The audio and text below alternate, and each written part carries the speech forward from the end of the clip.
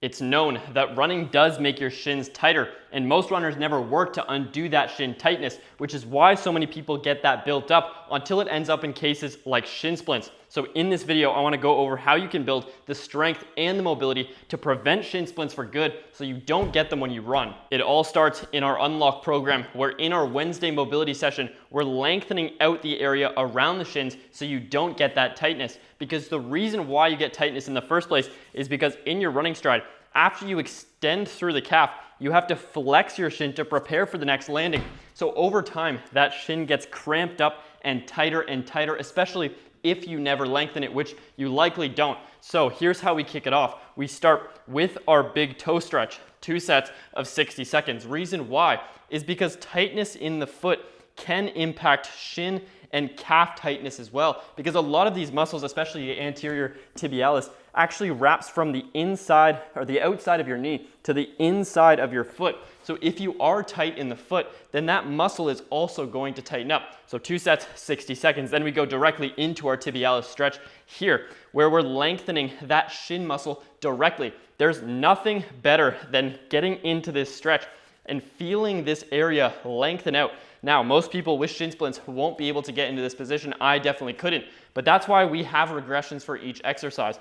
So for the tibialis stretch, you simply just lean forwards off of it. You'll still feel a stretch, and the further that you move back, the more of a stretch you're gonna get. So you have a gradient scale from basically no stretch that anyone can get into full stretch where you're sitting on your heels and being comfortable in this position. Then we go straight into our slant calf stretch. This is the only thing where I like a piece of equipment like this, but even if you don't have it, just go up on a wall and put your foot on it and lean into it. You can get the same stretch. But why I like this is because you can put your foot in front and I can really feel myself squeeze my shin to lengthen the calf just like you would when you're running. So just like the tibialis stretch and the big toe stretch, 2 sets of 60 seconds every Wednesday in the Unlock program. So now you look at your shin and you realize you've got everything covered at a base level because we're lengthening the foot, the shin, and the calf, because it's known that 1 out of 3 runners gets shin splints every year, and most have to stop running either temporarily or long-term because of it. So if running is something that you want to do long-term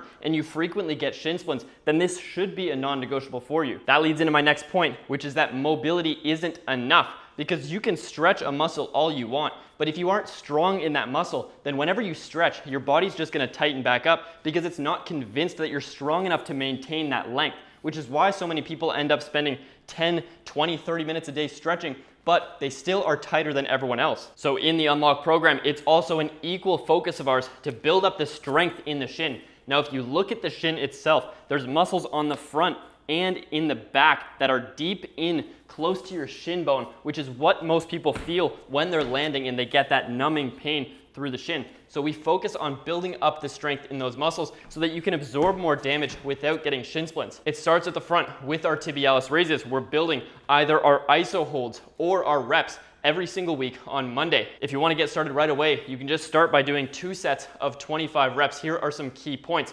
1, your back is off the wall, so you don't have the friction as you go up and down. 2, is that your quads stay flexed. That keeps the strength isolated on just the shin muscle so that when you pick up your feet, it's just with that deep shin muscle. But again, a lot of shin splint cases come from the back, especially in the soleus and posterior tibialis muscle. So we need to target that as well. To do that, we get into a bent knee position, which is proven to do more of the deeper and lower calf muscles, which is where most shin splints come from, compared to the normal, which is straight leg calf raises. We also do train our FHL calf raises like this, but we match that strength with a bent knee position. If you look at running, you're always going into that bent leg position and pushing out of it. So the way that you can prepare your ankles and your shins against that damage of running is by building strength in it. Now this scales by how much knee bend you use. The more knee bend you use, the more you're gonna target those muscles, the harder it's gonna be. And you can also switch to single leg reps, which makes it even harder. I recommend starting with less knee bend,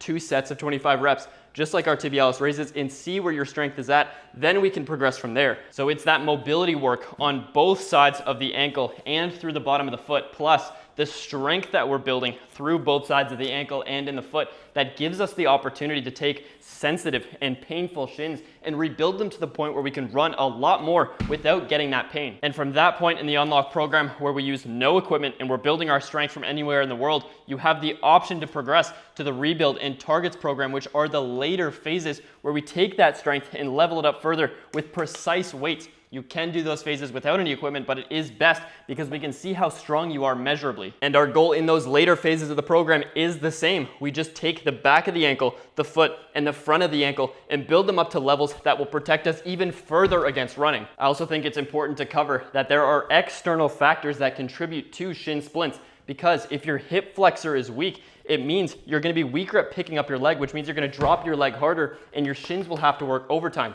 Same with your knee. If you're bad at extending through the knee because of weakness and imbalances, it means that your shins have to work extra. So most of the time, when people get shin splints, they go to the doctor's office, they ask what it is, and people say it's an overuse injury. So what that means is that you should stop using it. But that's not true, because the less that you use an area, the weaker that it gets, and the more imbalanced you become, which means you just get more painful than before. But with our route, where we actually strengthen the muscles directly without overusing them by doing it at your level, you can improve regardless of your starting point. I lost the ability to run for over 3 years because of injuries. Now I run every day and I never get injured. The only difference is the fact that I took my strength and mobility, put it back into my control, and built it up at a level that didn't hurt. Through the phases of Unlock to Rebuild to Targets is the systemized equation of what I actually did. Now over 1,183 runners have used that route and fixed their own injuries. So if you want my help through the system, we have the program on the app, which you can follow every single day, along with a one-to-one chat that you can have with me to work through it, so we can always find your level on each exercise. You can use code FreshStart2025